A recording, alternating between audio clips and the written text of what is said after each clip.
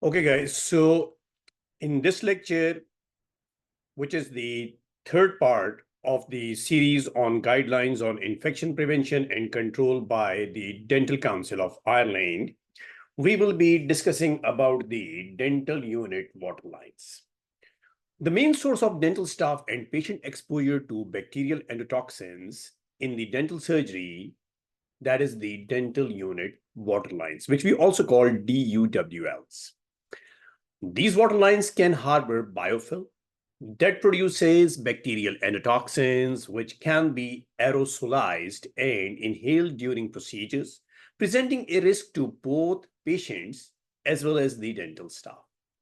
Water stagnation in the dental unit waterlines allows for microbial contamination, including endotoxins. That is why regular maintenance and disinfection protocols are critical to ensure the safe practice in the dental operatories or dental surgeries. Well, the water which is coming from the source, which we call the incoming water, and when it reaches the dental unit water lines, there are chances that there will be some bacterial communities present in the water. As well as bacteria, they also flourish inside the dental unit water lines due to stagnation. So the output water, it may contain bacteria. Practices need to prevent and treat microbial contamination of water in the dental unit waterline systems to minimize the risk of infection. Dental unit waterlines are an integral part of dental treatment systems, and they provide the water for lubrication during mechanical processes, instrument cooling, and irrigation during the treatment. According to Barbu et al. 1996 and Walker et al. 2000, studies revealed that high levels of bacteria are frequently present in the water delivered from the unit to the patient's mouth. Bacterial contamination of the water coming out of the dental unit water line results from source water contamination as well as bacteria released from biofilm within the dental unit water line system. Biofilm may support pathogenic species and therefore constitute a source of infection to patients and dental practitioners via aerosol inhalation, ingestion, or surgical site infection. Though the documented infections by these routes are rare, but some significant cases have been recorded, according to Ricky et al. 2012. Pathogenic species have been isolated from dental unit water lines, and there is an evidence that dental healthcare personnel experience higher levels of exposure to certain types of pathogens than other groups of workers. Two studies, they revealed this thing.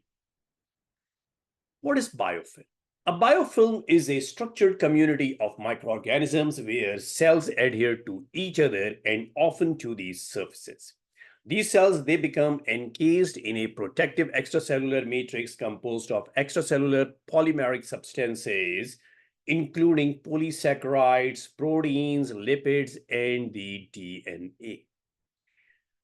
The biofilm provides a stable three-dimensional environment which supports a communal lifestyle for microbes. We can say that these are the microbial colonies. So they support a communal lifestyle for microbes due to its complexity and architecture. Biofilms are often described as the cities for microbes, highlighting the organized and resilient nature of these microbial colonies. In aqueous environments, biofilms form when planktonic. Planktonic means free-floating bacteria. They become sessile, means they become adherent to the surfaces. So they adhere to the tube walls. As more bacteria adhere, changes occur in their behavior, including a reduction in the metabolic rate and secretion of a polysaccharide-based film, which we call EPS or extracellular polymeric substance. So here we can see this schematic diagram. Stage 1, the planktonic bacteria, they start adhering to the tube walls, then they become sessile. And sessile bacteria, they begin to secrete the EPS. Biofilm starts developing, then planktonic bacteria are released from the mature biofilm. They could be quite dangerous because this biofilm may have provided an environment for certain very dangerous bacteria, which would be dangerous both for the dental personnel as well as for the patient. In the dental unit waterline tubing, the water flow rate is low and the tube bore is small, that is between 2 to 5 millimeter. Under these conditions, linear flow rate diminishes from the center of the tube to the wall. This laminar flow with a low flow rate at the tube wall provides ideal conditions for the formation of biofilm. The organisms mainly found in waterline biofilms are gram-negative aerobic bacteria like Pseudomonas species. These bacteria present a relatively low risk in terms of pathogenicity to the healthy people. It is the biofilm's potential to support more pathogenic species that gives rise to the infection control risk. Three common sources of bacteria which are found in the dental unit waterlines. Environmental water bacteria, naturally occurring bacteria like Pseudomonas, then Legionella, and Mycobacterium can be found in the municipal water supply and can colonize dental water lines. Biofilm formation and contamination of the bottled water system. Once water enters the dental unit, bacterial biofilms can develop inside the tubing, providing an environment for further bacterial growth and survival. Backflow or suckback of patient saliva. Contamination can occur through backflow through handpieces, especially when anti-retraction valves or proper waterline management systems are not used. Introducing bacteria from patient's mouth into the water lines, and then they may live over there, they may replicate, and then they can go back to some other patient's mouth. Potential risks to patients and dental staff.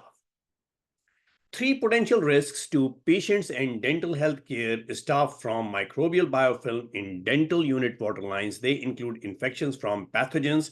Biofilms can harbor harmful microorganisms like Legionella, Pseudomonas, and Mycobacterium.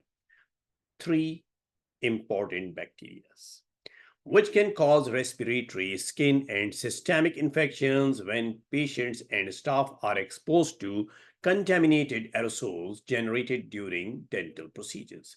Endotoxin exposure. Biofilm-associated bacteria can release endotoxins, which may trigger inflammatory responses or allergic reactions, especially when aerosolized during procedures like ultrasonic scaling. Cross-contamination. Biofilm serves as a reservoir for microorganisms, increasing the risk of cross-contamination between patients and staff, particularly if proper infection control measures they are not being followed.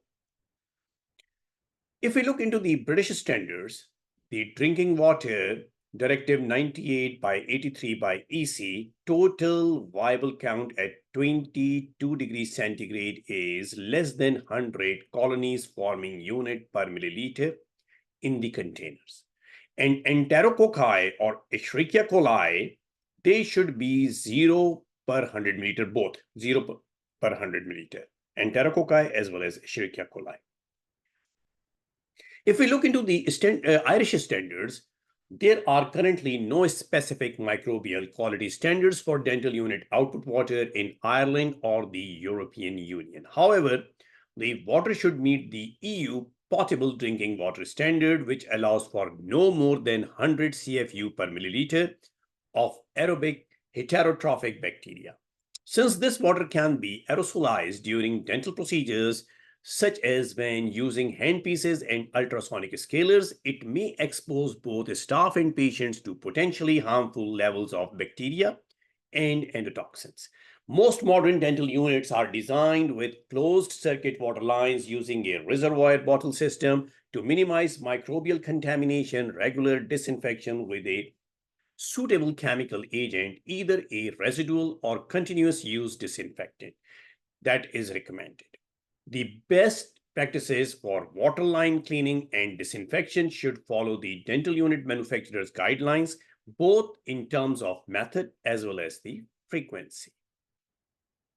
Minimizing the microbial risks from the dental unit waterline biofilms.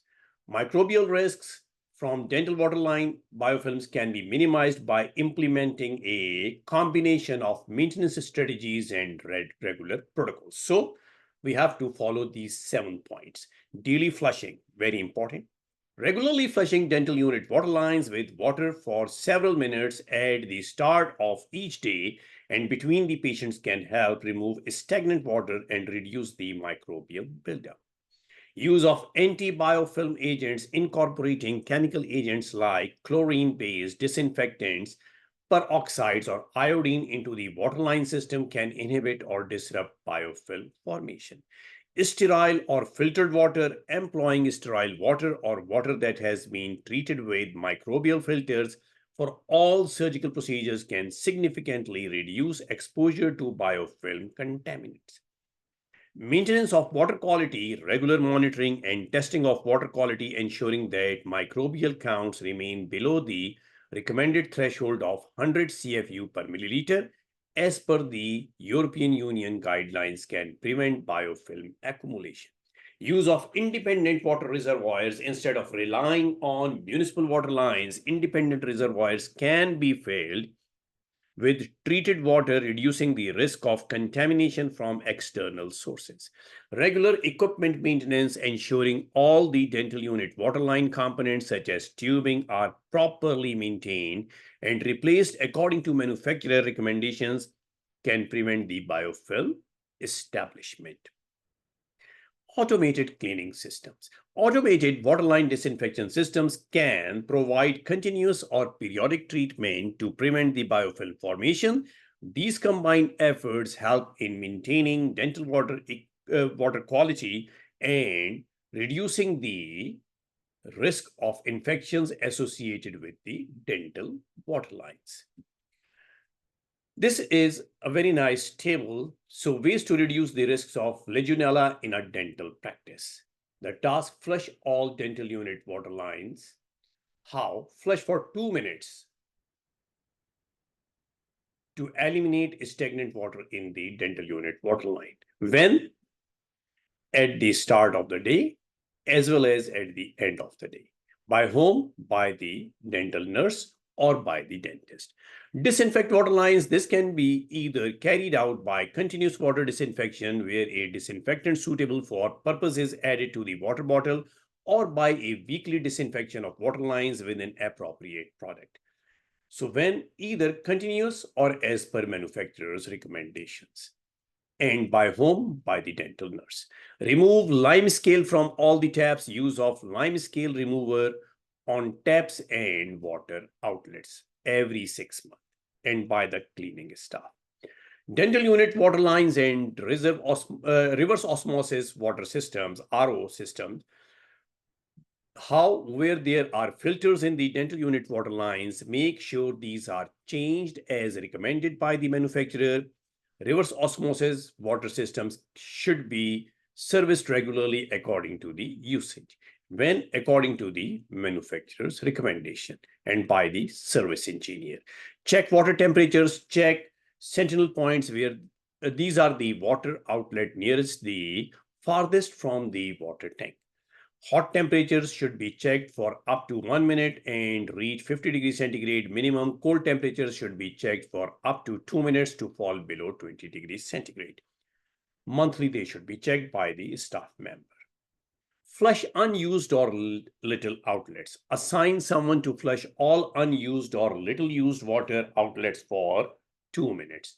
It should be done weekly by the staff member. Review risk assessment. This needs to be assessed by a competent person when every 2 years or when any changes are made by the competent person. So over here, we are done with this lecture on the dental unit water lines and their maintenance.